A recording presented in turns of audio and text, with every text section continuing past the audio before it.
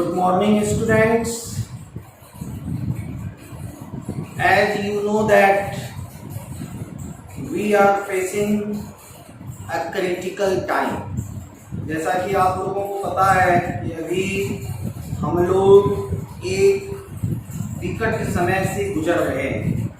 इस लॉकडाउन ने हमारे जीवन के हर पहलू को प्रभावित किया है।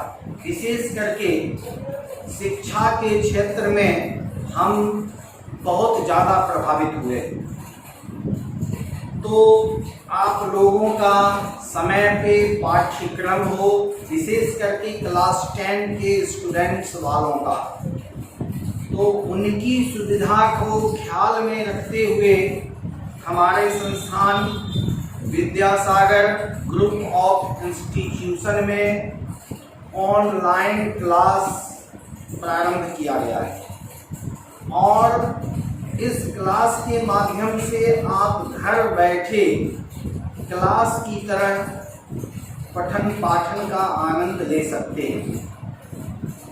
आज हम आपको क्लास 10 के साइंस पार्ट के बारे में बताएंगे और उससे संबंधित सिलेबस और उसकी क्लास की जानकारी देंगे। तो जैसा कि आप जानते हैं कि क्लास 9 से ही साइंस का बेस प्रारंभ हो जाता है। क्लास 10 में आने के बाद साइंस आपका स्ट्रॉन्ग होना चाहिए, क्योंकि आपको बोर्ड का एग्जाम देना है। साइंस एक ऐसा सब्जेक्ट है और मैथमेटिक्स ऐसा सब्जेक्ट है जिसमें 100 आउट ऑफ 100 लाया जा सकता है। केवल आपको उसके लिए पॉजिटिव वे में सोचने की आवश्यकता है कि हम कैसे ला सकते हैं। तो हम बात करेंगे साइंस में। साइंस का आप लोगों को पता होगा 3 पार्ट आपको करना है। एक फिजिक्स, भौतिकी कहते हैं जिसको हिंदी में, दूसरा केमिस्ट्री रसायन विज्ञान और तीसरा बायोलॉजी जीव विज्ञान। तो आप लोगों को ऑनलाइन की शिक्षा सभी विषय विशेषज्ञ शिक्षकों के द्वारा निदेशक महोदय के निर्देश पे दिया जा रहा है और उम्मीद है कि आप इसका पूरा लाभ उठाएंगे। तो हम आपको फिजिक्स के बारे में बताएंगे, फिजिक्स के सिलेबस की जानकारी देंगे और फिजिक्स का जो सिलेबस है उसको एक एक करके उसकी व्याख्या करेंगे, एक्सप्लेनेशन देंगे, थ्योरेटिकल और numerical and practical also with tips and tricks. उसका छोटा ट्रिक, छोटा टेक्निक कि कैसे आप फिजिक्स में बेहतर कर सकते हैं। फिजिक्स में वैसे एक चीज आप याद रखिए, क्लास 10 में है तो क्लास 10 के बाद अब जब आप आगे आएंगे तो 11th में या 12th जब जाएंगे फिर मेडिकल इंजीनियरिंग की तैयारी करेंगे तो 95% ऐसे बच्चे मिलेंगे जिनको ये लगता है कि फिजिक्स बहुत हैवॉक क्रिएट करता है। नहीं दोस्तों, फिजिक्स ऐसा इंटरेस्टिंग सब्जेक्ट साइंस में तो कोई है ही नहीं। केवल आपको पॉजिटिव डायरेक्शन में काम करना है। आप फिजिक्स में समझें ज़्यादा और याद करें कम। एक साइंटिस्ट का एक्सपेरिमेंटल कैलकुलेशन किया हुआ है कि in physics you have to learn maximum 10 to 15%। You have to learn 10 to 15% learn and 90 to 85% you have to understand। ये समझें और याद करें। तो आपको याद करना केवल 10 से 15% ही याद करना है। 90-85% तो आपको समझना है। जितना आप समझेंगे उतना आप बेहतर करेंगे। दूसरा चीज क्या है, फिजिक्स में आपको न्यूमेरिकल खूब बनाना है। जितना न्यूमेरिकल बनाएंगे उतना आपका कॉन्सेप्ट क्लियर है। फिजिक्स में दिक्कत नहीं है। इसलिए समझने का प्रयास करें। तो आइए सबसे पहले हम लोग फिजिक्स के सिलेबस की बात करते हैं। क्लास 10 सीबीएसई बोर्ड में जो बच्चे पढ़ रहे हैं उनके लिए फिजिक्स का ये सिलेबस है। 5 एक्सरसाइजेस। इस 5 एक्सरसाइज में सबसे पहला आपका है लाइट। लाइट के 2 पार्ट हैं, reflection of light, refraction of light. Light के बारे में आप 7 या 8 में भी पढ़े होंगे, छोटी सी जानकारी। अब आपको डिटेल में पढ़ना है, इसीलिए ज्यादा बड़ा आपको पढ़ना है 12 में। तो यहाँ लाइट में आप पढ़ेंगे रिफ्लेक्शन और रिफ्रैक्शन। रिफ्लेक्शन में laws of reflection, formation of image, mirror, lens, laws of refraction, ये सभी आपको पढ़ना है। तो ये हुआ लाइट। लाइट के बाद है human eye and colourful world. Human eye, हमारा आई कैसे काम करता है, how our eye work, how can we see this colourful world, how we can see the colour, कैसे हम अलग अलग कलर को ऑब्जर्व कर लेते हैं। तो इन सबों के बारे में आप इस चैप्टर में पढ़ेंगे। तीसरा चैप्टर है, third chapter is electricity. Electric current के बारे में पढ़ेंगे। Electric current and importance in our daily life. Electric current से हमारे डेली लाइफ में क्या इम्पोर्टेंस है, इसका कैसे काम करता है ये, तो इसके बारे में, इससे महत्वपूर्ण लॉज, ये सभी इसमें हम लोग पढ़ेंगे। फोर्थ चैप्टर है magnetic effect of electric current. Electric current का मैग्नेटिक इफेक्ट क्या है, इसमें आपको पढ़ना है डायनमो, जनरेटर, मोटर और मैग्नेटिक इफेक्ट कि क्या करंट जहां जाएगा वहां मैग्नेटिक इफेक्ट होगा, या can we create electric current due to magnet, कि मैग्नेट है तो हम इलेक्ट्रिक करंट जनरेट करेंगे, क्या हो सकता है, इसके बारे में आप पढ़ेंगे मैग्नेटिक इफेक्ट ऑफ करंट। उसके बाद फिफ्थ चैप्टर है source of energy. Source of energy में आपको different types of sources of energy पढ़ेंगे। Renewable sources of energy, non renewable sources of energy, wind energy, solar energy, tidal energy, thermal energy and wastage, nuclear energy and how it effects in our daily life, और इसका हमारे daily life पर कैसे प्रभाव पड़ता है उसके बारे में आप पढ़ेंगे। तो ये आपका फिजिक्स का सिलेबस है, और फिजिक्स का सिलेबस है तो वैसे केवल 5 एक्सरसाइज, लेकिन आप अगर इसको मन से अच्छी तरह से कर लेंगे तो फिजिक्स में 100% मार्क्स लाना बहुत आसान है with respect to chemistry and biology. So you must concentrate on these chapters in physics. आपको फिजिक्स के इन चैप्टर में कंसंट्रेट होने की आवश्यकता है। We will give you every type of antibiotic to improve your physics. हम हर प्रकार का टूल्स आपको देंगे। Now 1 minute, see the syllabus in Hindi medium.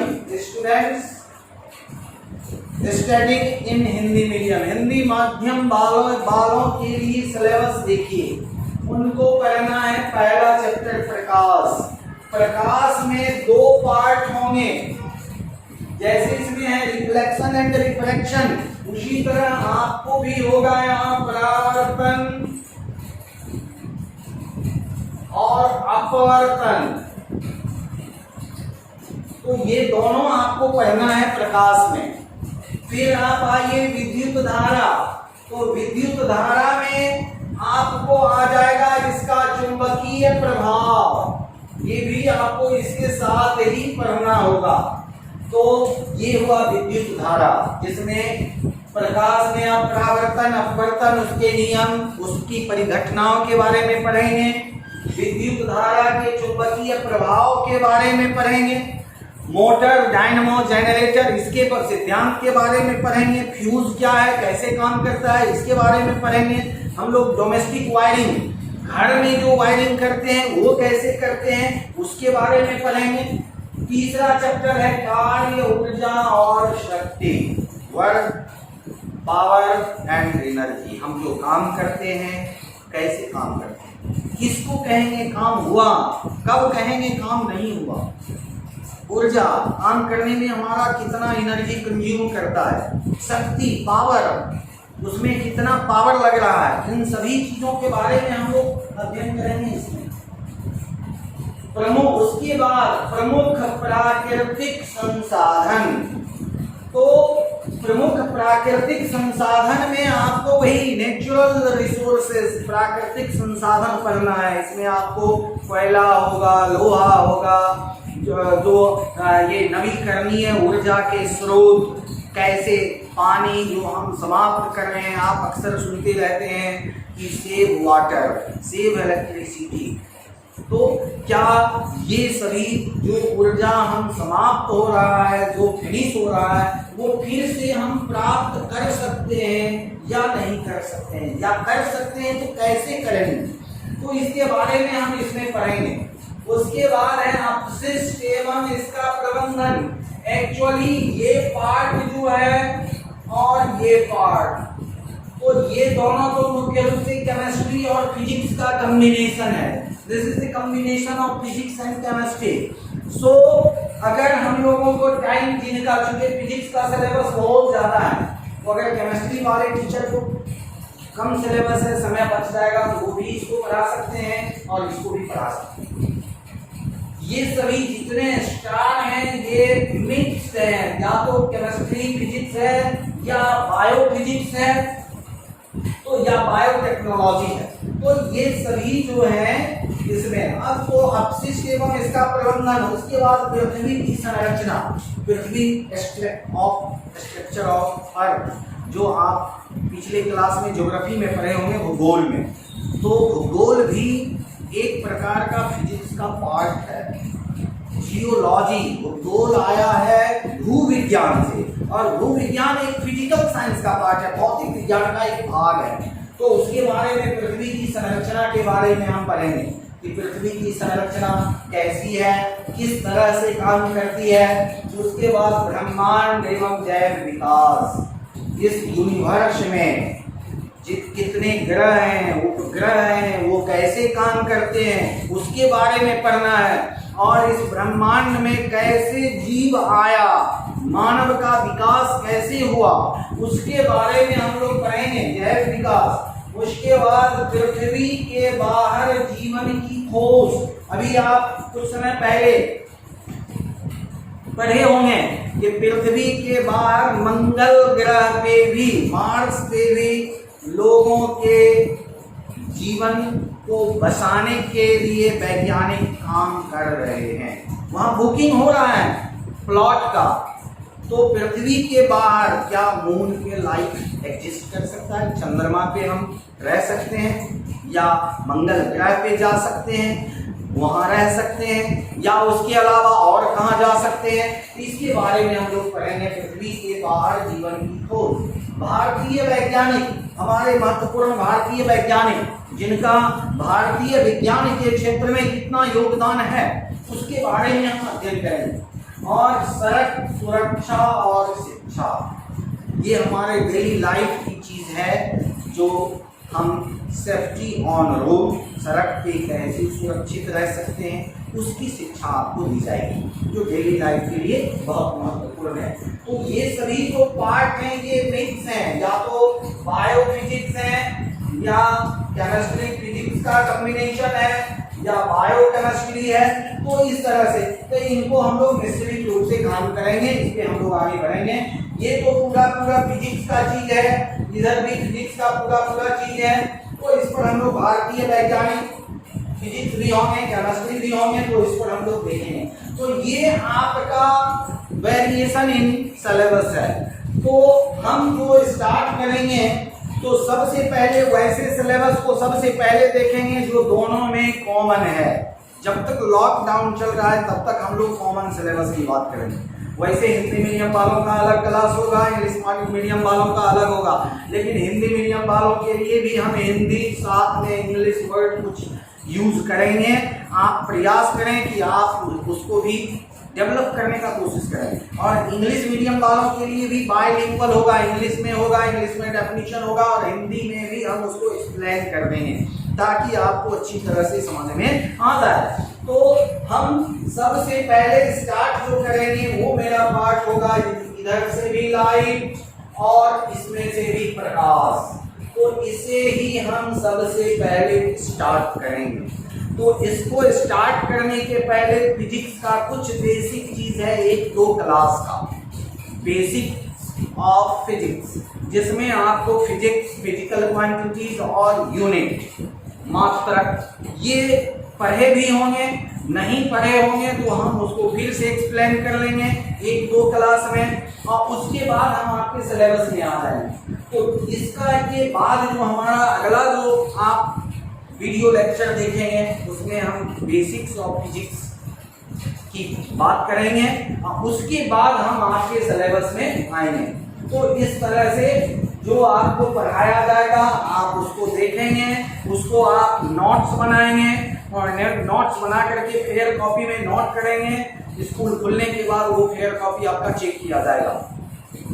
और किसी भी प्रकार का कोई प्रॉब्लम हो तो आप फिर व्हाट्सएप नंबर पे कॉल करके अपना डाउट क्लियरेंस कर सकते हैं। हम कोशिश करेंगे कि जितना बेहतर से बेहतर आपको सुविधा दे सकें। तो ये सिलेबस है, इसको आप ध्यान में रखें और अपना बुक यथासंभव ले लें। बुक यहाँ उपलब्ध है, बुक आकर के ले लें और उसके बाद हम इसको अगले क्लास में हम आपका ये सिलेबस आगे बढ़ाएंगे। आज के लिए इतना काफी है। थैंक यू, बहुत बहुत धन्यवाद।